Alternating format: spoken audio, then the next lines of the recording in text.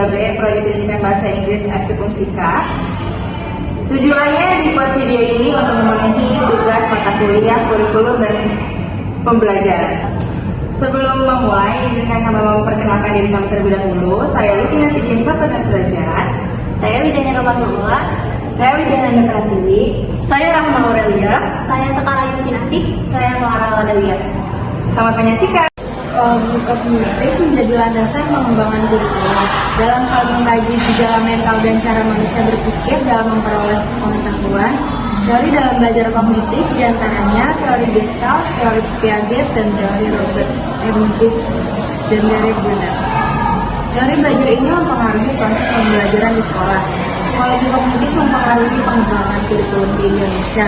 Pemahaman tentang landasan psikologi kognitif dalam pengembangan kurikulum akan membantu kita dalam membedakan proses berpikir ingin dicapai dari suatu proses pembelajaran.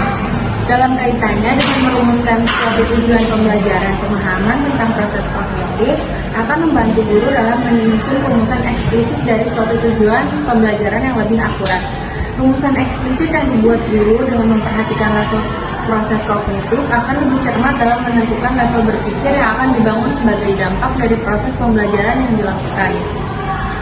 Benjamin S. Bloom dalam Sudijo Cokro-Diharjo 2001 mengklasifikasi tujuan pembelajaran pada ranah kognitif menjadi 6 kategori, yaitu pengetahuan, pemahaman, aplikasi, analisis, sintetis, dan evaluasi.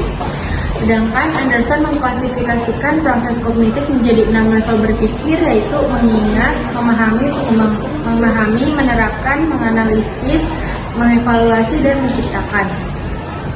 Penjelasan masing-masing level berpikir tersebut akan dijelaskan pada uraian berikut. Yang pertama, mengingat. Mengingat adalah suatu proses kognitif untuk mengenali dan mengingat peristilahan, definisi, fakta-fakta, gagasan, pola, urutan, metodologi, dan prinsip dasar.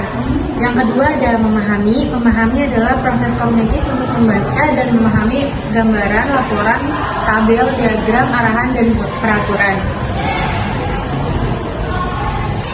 Menerapkan adalah proses kognitif bagaimana cara menerapkan suatu konsep, prinsip, dan metode pada suatu masalah yang konkret dan baru.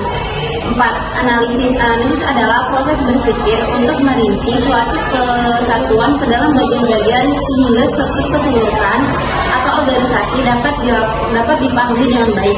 Adanya proses berpikir ini dinyatakan dalam penganalisan bagian-bagian pokok dan komponen dasar. Yang kelima, evaluasi. Evaluasi didefinisikan sebagai kemampuan berpikir melakukan judgement berdasar pada kriteria dan standar tertentu.